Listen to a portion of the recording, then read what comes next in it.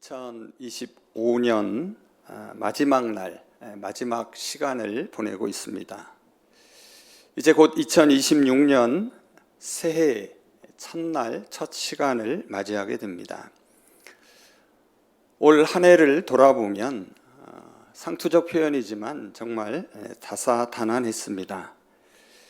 그리고 한 가지 분명한 것은 하나님이 우리 가운데 함께 하셨다는 사실입니다. 2026년 새해에도 하나님께서 저와 여러분 가운데 함께 하실 것을 기대합니다. 이 시간 주변에 계신 분들과 이렇게 함께 인사하겠습니다. 한 해 동안 함께 해서 감사합니다. 한 번 더 이렇게 인사합니다. 새해에도 함께 할 수 있어 행복합니다. 손을 잡으라고는 안 했는데 막 손을 잡고 이렇게 하시네요. 하나님께서 우리 교회에 2026년 새해를 위한 귀한 표어를 주셨습니다. 우리 최 장로님 기도 가운데도 말씀해 주셨는데요. 이제 이 표어를 함께 한 목소리로 외쳐보겠습니다. 제가 먼저 선창하면 따라서 해주시면 되겠습니다. 용서 사랑의 시작입니다. 그리고 이 표와 함께 하나님께서는 두 곳의 성경 말씀을 우리에게 주셨습니다. 구약 이사야 53장, 55장 7절 말씀과 신약 에베소서 4장 31절에서 32절 말씀입니다. 또한 두 개의 부제를 달았습니다. 용서로 열고 사랑으로 섬기자. 그리고 받은 사랑을 이웃에게 나누자입니다. 이 표의 핵심은 무엇입니까?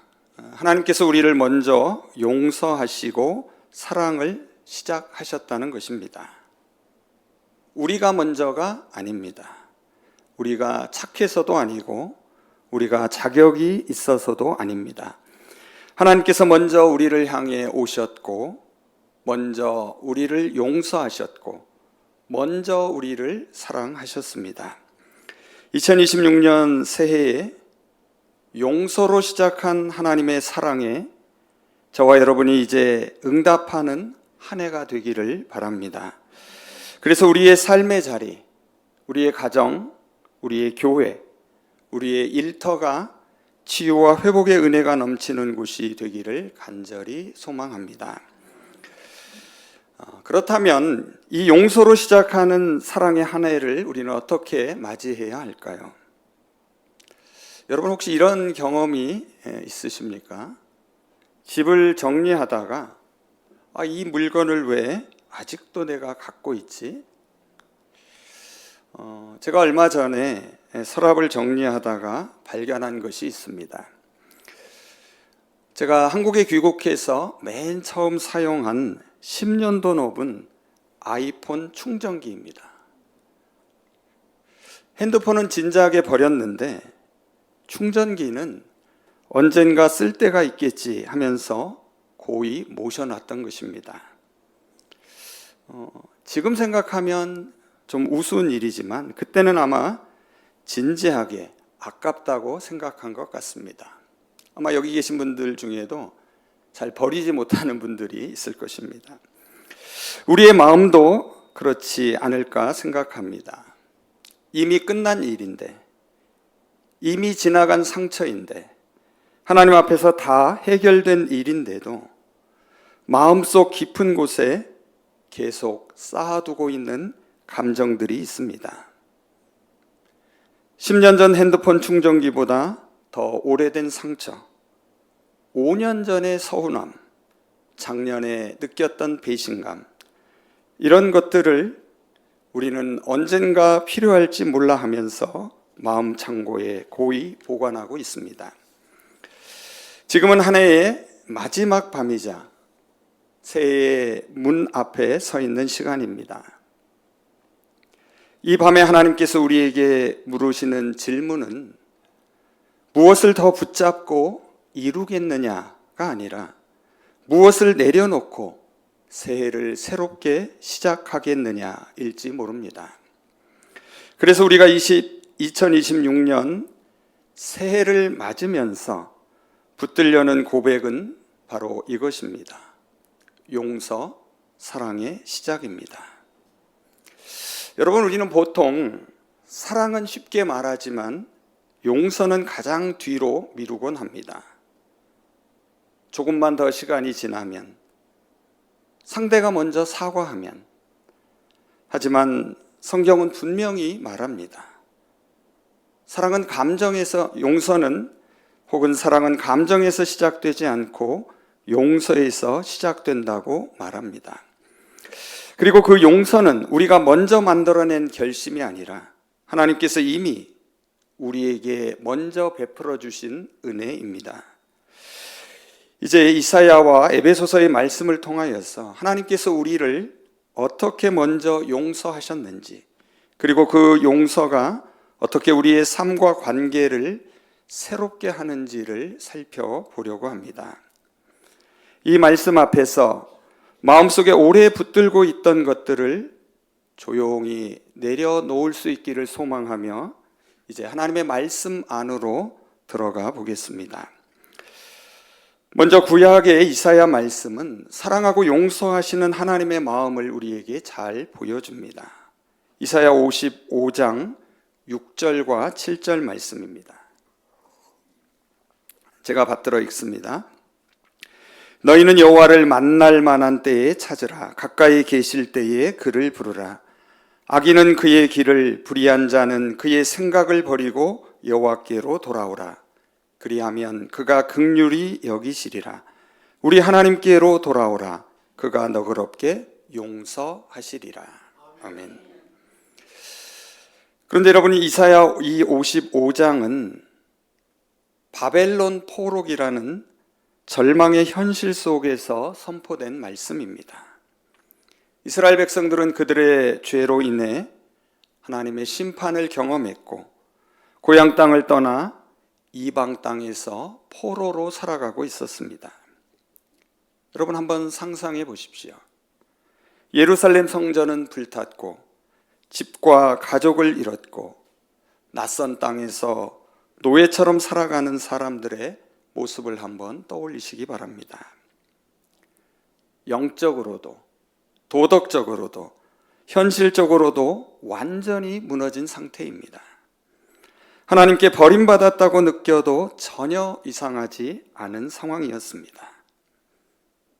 그런데 여러분, 놀라운 것은 바로 그때 그 자리에서 하나님은 아무 조건 없이 그들을 부르신다는 사실입니다. 회개가 충분하면 오라 하지 않으십니다. 자격이 되면 오라 하지 않으십니다. 하나님은 오직 단 한 가지를 말씀하십니다. 돌아오라. 그리고 그 뒤에 분명히 선언하십니다. 그리하면 내가 너를 용서하겠다. 또한 여호와를 만날 만한 때에 찾으라. 가까이 계실 때에 그를 부르라는 이 말씀은 하나님께서 여전히 찾아질 수 있는 분이시며 여전히 가까이 계신 분이라는 뜻입니다. 하나님께서 먼저 가까이 오셔서 하나님의 이름을 부르기만을 기다리고 계심을 보여줍니다. 그리고 악인은 그의 길을, 불의한 자는 그의 생각을 버리라고 말씀하십니다. 여러분, 여기서 중요한 것은 우리가 완벽해져서 돌아오라는 말씀이 아니라는 것입니다. 지금까지 붙들고 있었던 길과 생각을 내려놓고 그저 방향을 바꾸라는 것입니다. 여러분, 지난 주일 설교에 내비게이션 이야기를 했습니다. 내비게이션이 경로를 이탈했습니다. 경로를 재탐색합니다 라고 말할 때에 차를 완벽하게 고쳐야 다시 안내를 받는 것이 아닙니다. 그냥 유턴하면 됩니다. 회개도 그렇습니다. 완벽해지는 것이 아니라 방향을 바꾸는 것입니다. 그리고 회개의 끝에는 항상 하나님의 긍휼이 기다리고 있습니다. 하나님은 이렇게 덧붙이십니다. 우리 하나님께로 돌아오라. 그가 너그럽게 용서하시리라. 여기서 너그럽게 용서하신다는 표현을 주목해 보시기 바랍니다. 하나님의 용서가 제한적이거나 인색하지 않다는 뜻입니다. 마지못해서 하는 용서가 아니라 풍성하고 넘치도록 베푸시는 용서입니다.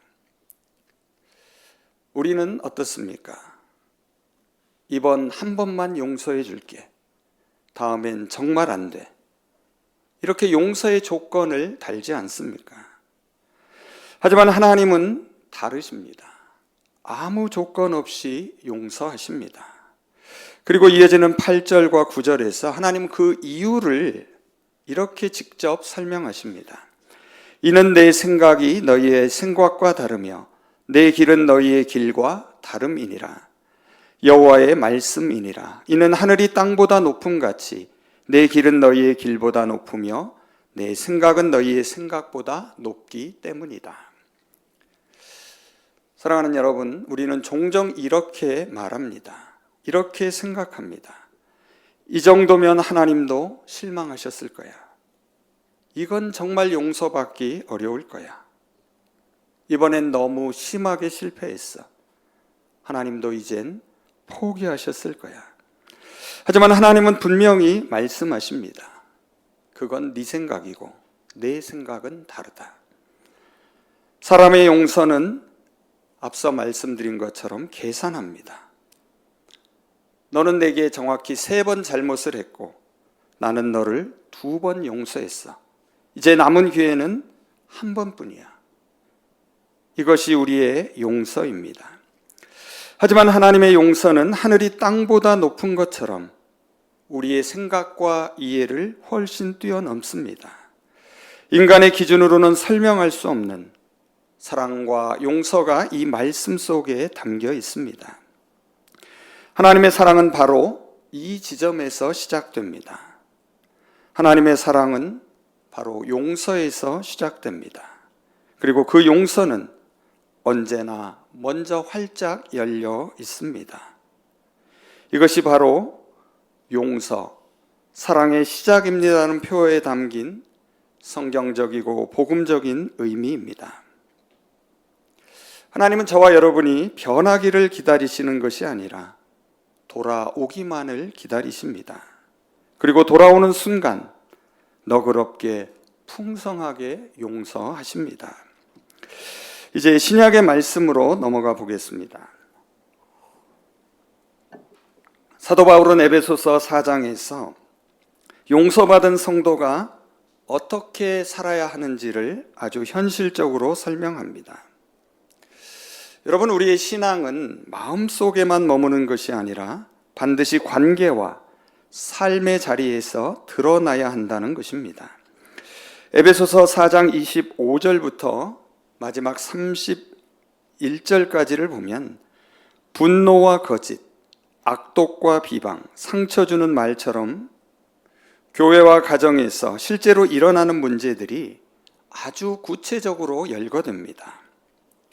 바울은 추상적인 이상을 말하지 않습니다. 예를 들면 사랑하십시오, 거룩하십시오, 이런 막연한 말이 아니라 거짓말하지 마십시오, 화났을 때 조심하십시오, 입을 조심하십시오, 이렇게 구체적으로 말하고 있습니다. 왜냐하면 바울도 교회에서, 가정에서, 사람 사이에서 생기는 갈등의 현실을 잘 알고 있었기 때문입니다. 그리고 그 모든 권면의 결론처럼 32절에서 이렇게 말합니다. 서로 친절하게 하며 불쌍히 여기며 서로 용서하기를 하나님이 그리스도 안에서 너희를 용서하심과 같이 하라. 여러분, 여기서 가장 중요한 기준이 나옵니다. 그것은 무엇입니까? 하나님이 우리를 용서하신 것처럼입니다. 즉, 우리가 용서하는 이유는 상대방이 달라졌기 때문이 아닙니다. 상황이 해결되었기 때문도 아닙니다. 상대가 충분히 사과했기 때문도 아닙니다. 우리가 용서하는 이유는 단 하나, 우리가 이미 용서받은 사람이기 때문입니다. 바울은 그 앞선 말씀들에서 옛사람을 벗어버리고 새사람을 입으라고 했습니다. 그리고 25절 이후의 모든 권면은 용서받은 이 새사람이 어떻게 관계 속에서 살아가야 하는지를 보여줍니다. 결국 바울이 우리를 이끄는 방향은 하나입니다. 용서와 사랑이 살아 움직이는 공동체, 받은 은혜가 흘러가는 삶입니다. 그래서 표어의 부재인 용서로 열고 사랑으로 섬기자와 받은 사랑을 이웃에게 나누자로 연결됩니다. 먼저 용서로 열고입니다. 하나님께서 먼저 용서로 우리에게 문을 여셨듯 우리도 관계의 문을 용서로 여는 것입니다. 마음속에 쌓아두었던 원망과 분노를 붙잡고 있는 한 결코 새로운 관계는 시작될 수 없습니다. 용서는 끝이 아니라 시작입니다. 다음으로 사랑으로 섬기자입니다.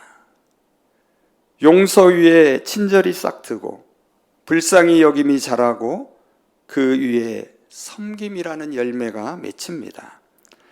바울이 말하는 친절과 긍휼은 단순한 예의가 아니라 상대에게 실제로 유익을 끼치는 적극적인 사랑입니다. 마지막으로 받은 사랑을 이웃에게 나누자입니다. 우리는 사랑의 저수지가 아니라 사랑의 통로입니다. 하나님께서 우리에게 먼저 용서와 사랑을 부어주신 이유는 그것을 붙잡고만 있으라고 주신 것이 아니라 흘려보내라고 주신 것입니다. 말로는 은혜를 나누고 행동으로는 섬김을 나누며 관계 속에서는 용서를 나누는 삶, 이것이 복음으로 살아가는 저와 여러분의 모습이어야 합니다. 사랑하는 여러분, 십자가에서 시작된 하나님의 용서가 이제 우리의 삶을 통해 흘러가게 될 때 교회는 교회다워지고 가정은 다시 따뜻해지며 세상은 마침내 복음의 향기를 맡게 될 것입니다. 이제 말씀을 정리해 보겠습니다. 이제 우리는 2025년의 마지막 밤을 지나 2026년이라는 새 시간을 맞이하려고 합니다. 이 시간 하나님께서 우리에게 묻고 계신 질문은 새해에 얼마나 더 잘할 준비가 되었느냐가 아닙니다. 하나님은 이렇게 물으십니다. 너는 내가 베푼 그 용서를 붙들고만 있겠느냐? 아니면 흘려 보내며 살겠느냐? 오늘 우리가 붙든 이 고백을 다시 한번 마음에 새기기를 원합니다. 용서, 사랑의 시작입니다. 이 말은 표어이기 이전에 복음의 요약입니다. 하나님은 우리를 사랑하시기 전에 먼저 용서하셨습니다. 우리가 돌아올 힘조차 없을 때 돌아오라고 부르셨고 내가 너그럽게 용서하겠다고 먼저 문을 여셨습니다. 그리고 그 용서의 증거를 예수 그리스도의 십자가에 선명하게 남겨두셨습니다. 이제 그 용서를 받은 우리가 2026년을 어떻게 살아갈 것인가? 그 선택이 지금 우리 앞에 놓여 있습니다. 사랑하는 여러분, 새해를 여는 우리의 결단은 새로운 계획을 세우는 것이 아니라 한 가지를 내려놓는 것이어야 합니다. 아직도 마음에 붙들고 있는 이름 하나, 떠올리면 가슴이 굳어지는 기억 하나, 그래도 이건 안 되라고 여겨왔던 상처 하나, 오늘 이 밤 하나님 앞에 조용히 내려놓을 수 있기를 바랍니다. 용서는 상대를 풀어주는 일이기 전에 내 마음을 자유롭게 하는 하나님의 은혜입니다.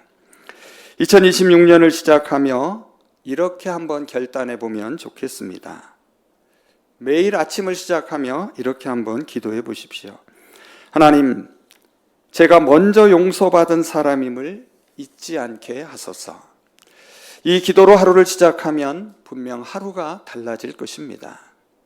내가 누군가의 잘못을 보기 전에 하나님께서 나의 수많은 잘못을 용서하셨음을 먼저 기억하게 되기 때문입니다. 새해를 시작하는 첫 주에 구체적으로 실천해 보시기 바랍니다. 용서를 구해야 할 사람이 있다면 첫 주 안에 연락해 보십시오. 전화든 문자든 만남이든 방법은 중요치 않습니다. 단지 참 미안했다라고 말해 보십시오. 그것이 용서로 여는 새해의 첫걸음이 될 것입니다. 용서하지 못한 사람이 있다면 첫 주 안에 그 사람의 이름을 적어서 하나님 앞에 내려놓으십시오. 꼭 그 사람에게 전화해야 한다는 것이 아닙니다. 먼저 내 마음에서 하나님 앞에서 그를 용서하십시오. 주님, 제가 이제 이 사람을 용서합니다. 더 이상 원한을 붙들고 있지 않겠습니다. 마지막으로 매일 작은 친절을 하나 실천하십시오. 아침에 가족에게 사랑해라는 말 한마디를 건네는 것입니다. 교회에서 한 분께 진심 어린 격려의 말을 전하는 것입니다. 이웃의 어려움에 관심을 갖고 제가 도와드릴까요? 라고 물어보는 것입니다. 그리고 카톡으로 누군가에게 오늘 당신을 위해 기도했습니다 라고 보내보는 것입니다. 하루에 한 가지씩만 실천해 보십시오. 1년 365일이면 365번의 사랑을 실천하는 것이 됩니다. 작은 것부터 시작하면 됩니다. 사랑하는 여러분, 용서는 결코 약함이 아닙니다. 용서는 결코 실패가 아닙니다. 용서는 십자가를 닮은 가장 강력한 사랑입니다. 2026년 용서로 시작하는 사랑이 여러분의 가정에 머물고 여러분의 관계를 회복시키고 우리 성심 공동체를 통해 세상 속으로 흘러가기를 소망합니다. 오늘 이 밤 하나님께서 먼저 여신 그 용서의 문을 기억하며 저와 여러분도 용서로 문을 열고 사랑으로 섬기며 받은 사랑을 이웃에게 나누는 복된 한 해 살아가시기를 간절히 소망합니다. 기도하겠습니다.